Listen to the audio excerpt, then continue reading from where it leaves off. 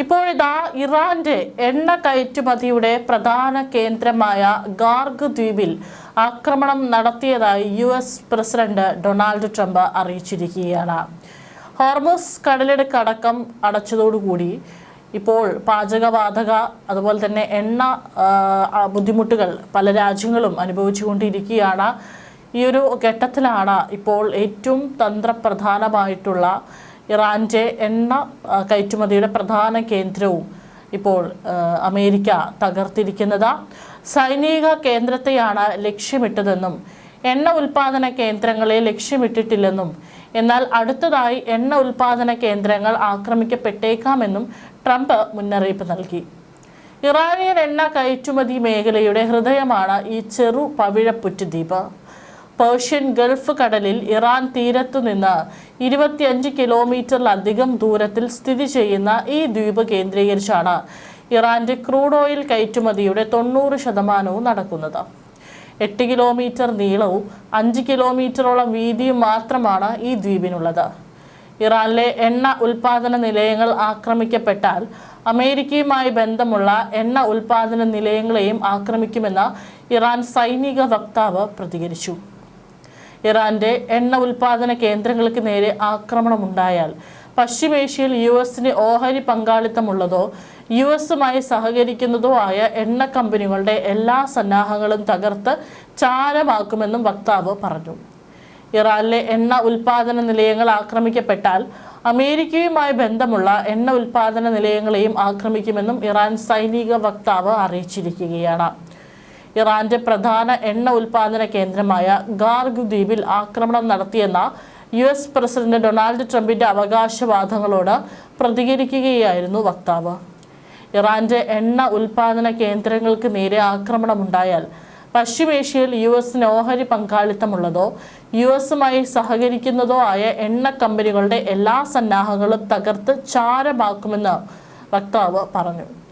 ഗാർഗ് ദ്വീപിലെ ഇറാന്റെ സൈനിക താവളങ്ങൾ അമേരിക്ക ആക്രമിച്ചതായും അടുത്തതായി എണ്ണ ഉൽപാദന കേന്ദ്രങ്ങൾ ആക്രമിക്കപ്പെട്ടേക്കാമെന്നും ട്രംപ് മുന്നറിയിപ്പ് നൽകിയിരുന്നു.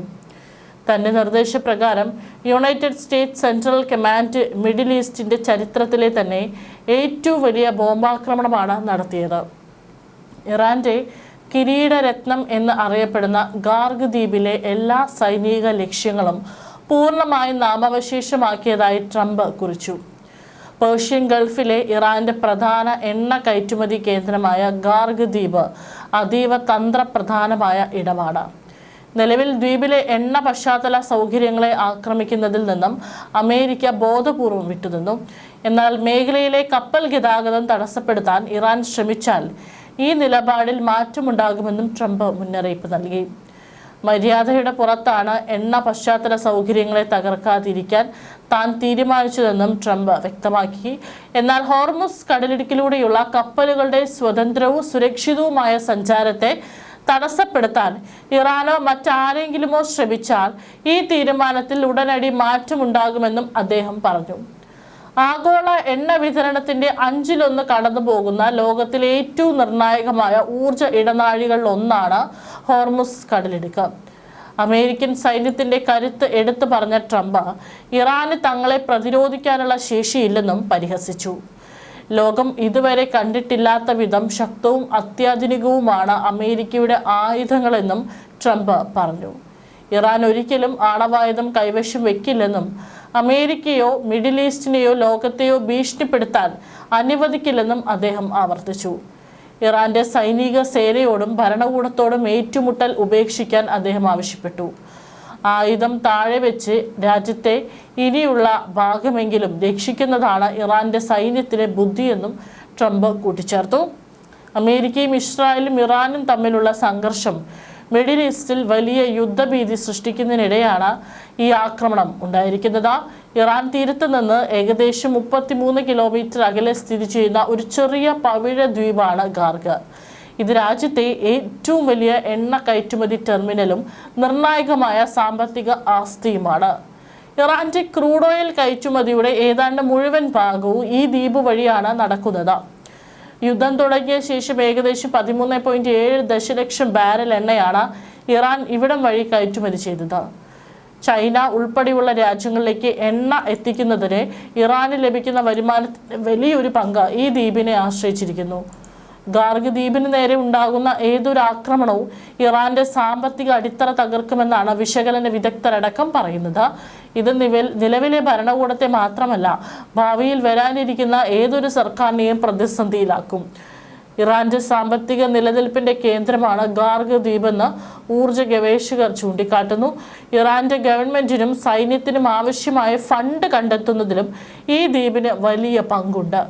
ഗാർഗ് ദ്വീപിന്റെ നിയന്ത്രണം നഷ്ടപ്പെട്ടാൽ ഇറാന് കാര്യക്ഷമമായി പ്രവർത്തിക്കാൻ കഴിയില്ലെന്നും റോയൽ യുണൈറ്റഡ് സർവീസസ് ഇൻസ്റ്റിറ്റ്യൂട്ടിലെ ഗവേഷകനായ പെട്രാസ് കെറ്റിനാസ് പറഞ്ഞു.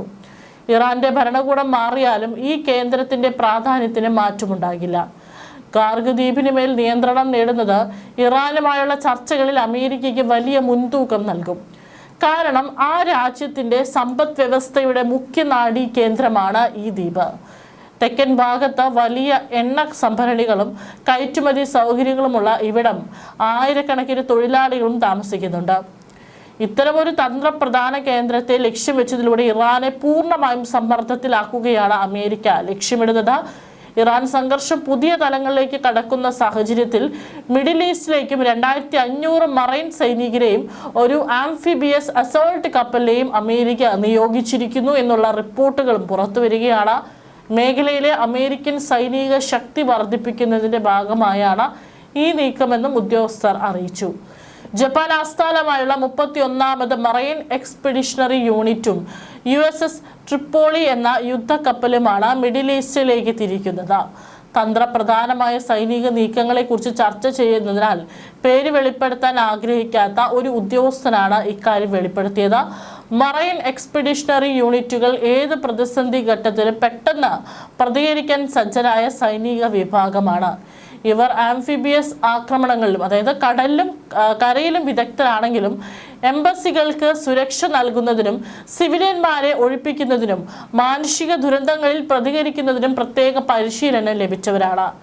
എന്നാൽ ഈ സൈനിക വിന്യാസം ഉടനടി കരയുദ്ധം ഉണ്ടാകുമെന്ന് അർത്ഥമാക്കുന്നില്ലെന്നും സാഹചര്യങ്ങൾക്കനുസരിച്ച് വിവിധ ദൗത്യങ്ങൾ ഏറ്റെടുക്കാനാണ് ഇവർ എത്തുന്നതെന്നും ഉദ്യോഗസ്ഥർ വ്യക്തമാക്കി.